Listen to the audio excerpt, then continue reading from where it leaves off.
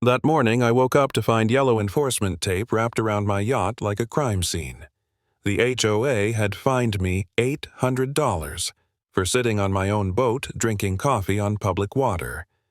I didn't know it yet, but that absurd letter would spiral into something far bigger, a full-blown war that ended with me owning the lake they tried to control.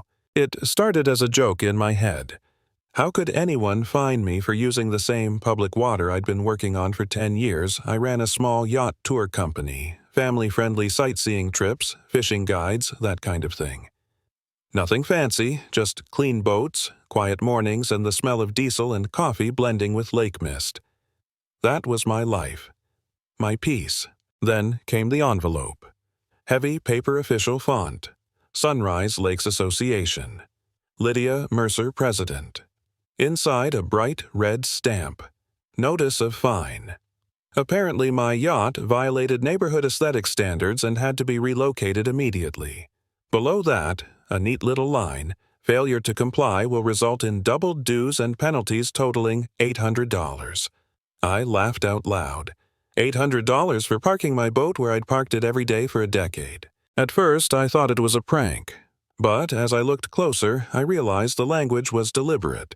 The kind written by someone who thinks they're untouchable. I called my neighbor Rebecca Shaw, an accountant who could spot legal nonsense from a mile away. I read her the letter word for word. "That's completely bogus, Grant," she said flatly. HOAs have authority over private property. The lake's public. They can't touch it. Still, she told me to call Deputy Mark Lewis from the county sheriff's office just to confirm. Mark picked up on the first ring. "Yeah, Grant," he said. "They've got no jurisdiction over public water. What they're doing isn't just wrong, it's fraud. If you want, I can file a report." Fraud. That word stuck with me longer than I expected. Because something about the tone of that letter, the way it felt like they'd been watching me, made it clear this wasn't a mistake. It was a test. A few days later, I found out what kind of game they were playing. I was on the dock adjusting my anchor chain when I heard hammering echoing across the water. Sharp, rhythmic, deliberate. Not someone fixing, but someone staking a claim. I turned and saw workers driving wooden posts into the shoreline on county land. They were wearing matching polo shirts with the HOA's emblem stitched on the sleeve. When I walked over, one of them told me, "We're installing a scenic protection zone."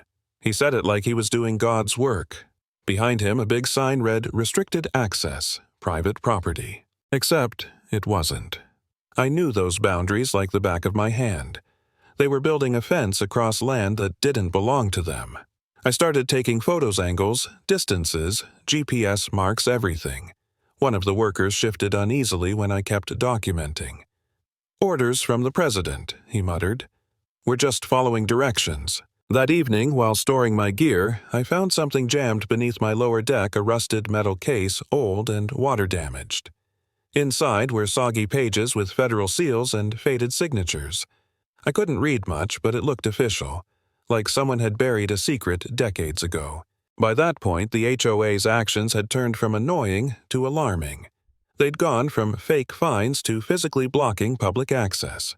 It was no longer about me, it was about control. Then came the night everything boiled over. I was checking my security cameras when I heard the deep growl of engines. 2 heavy trucks rolled toward the dock, their spotlights cutting through the dark. A dozen men in security uniforms stepped out, each with radios, flashlights, and an attitude.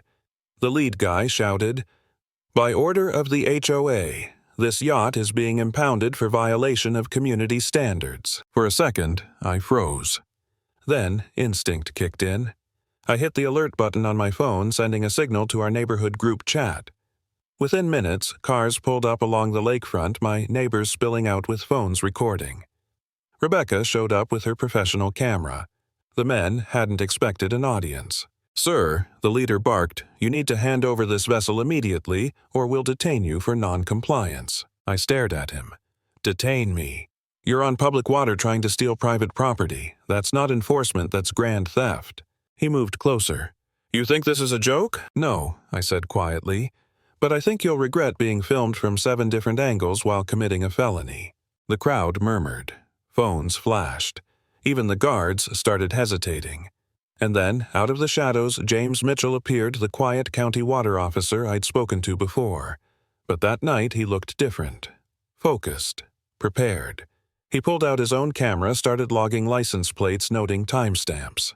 "Step back," he told his guards calmly.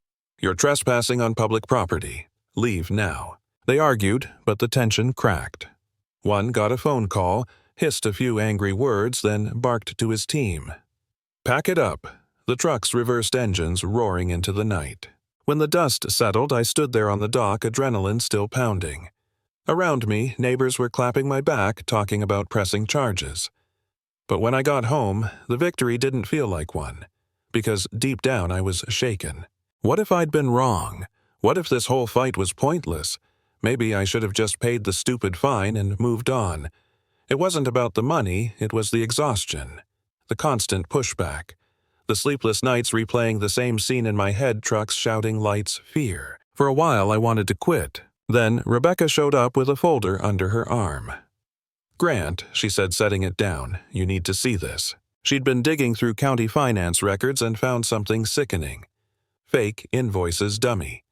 Companies' money being funneled from HOA accounts into private development funds. Millions of dollars worth of lake improvement contracts that didn't exist. They weren't protecting the lake. They were trying to own it. That was the spark I needed. I pulled out the rusted box again, carefully drying each page. With James's help, we restored the legible parts, and what we found changed everything. It was a federal conservation agreement from 1987, a signed document guaranteeing that the lake would remain public forever. No private ownership, no restricted access, no development. Lydia Mercer's entire empire was built on a lie. We reached out to environmental attorneys and federal conservation officers. Once they saw the documents, things moved fast. They called it what it was, a criminal conspiracy to defraud the federal government and steal public land. But Lydia wasn't backing down. She scheduled a community meeting at the town hall, probably expecting to charm her way out of trouble. The room was packed, residents, journalists, even county officials. She strutted in wearing her signature navy suit, all smiles, talking about progress and beautification. Behind her, glossy posters showed luxury condos and private marinas. When it was my turn, I walked to the podium holding a stack of weathered papers, the restored 1987 contract. I spoke calmly, every word deliberate. "You say you want to protect this lake," I said, "but this document proves it was already protected by federal law long before your HOA existed. You don't own this lake, Lydia. You've been lying to everyone in this room." The crowd went silent. Then whispers spread like wildfire. Cameras flashed. Reporters scribbled notes. Lydia's face drained of color. Within an hour, federal environmental agents stepped forward to announce a full criminal investigation into the HOA's actions. The weeks that followed were chaos. Bank accounts were frozen. Fake development companies were exposed. The security team that tried to steal my yacht, turns out they were hired through one of those shell corporations. The entire web unraveled, every fraudulent thread leading straight back to Lydia Mercer. I was called to testify in federal court. It wasn't glamorous. It wasn't easy. My voice shook more than once, especially when they played footage from that night, the trucks, the shouting, the threats. But the evidence spoke louder than I ever could. And then came the reveal that blindsided everyone. James Mitchell, the quiet county officer, wasn't just a local bureaucrat. He was a federal conservation compliance agent, placed there years ago after earlier complaints about illegal developments. The man had been watching them long before I got involved, collecting data, waiting for proof strong enough to bring the hammer down. When Lydia's attorneys realized that their entire defense collapsed. The federal court found her guilty on multiple counts: environmental crimes, fraud, conspiracy, racketeering. The HOA was dissolved by court order, its leadership banned from any property management role again. I didn't feel triumph when the verdict came, just quiet relief. Watching federal crews remove the illegal fences and restore the shoreline felt like seeing the lake finally exhale. I still remember standing on my deck the night after the sentencing. The water was calm again. No lights, no shouting, just the soft hum of crickets and the reflection of the moon. Somewhere out there, Lydia Mercer was learning that power built on lies can't survive sunlight. I took a sip of coffee the same way I did the day this all began and smiled to myself. They fined me for sitting on my own yacht. Now they're not even allowed near the water, because sometimes the only way to win is to buy the damn lake. Lesson: power means nothing when it forgets who the lake truly belongs to: the people.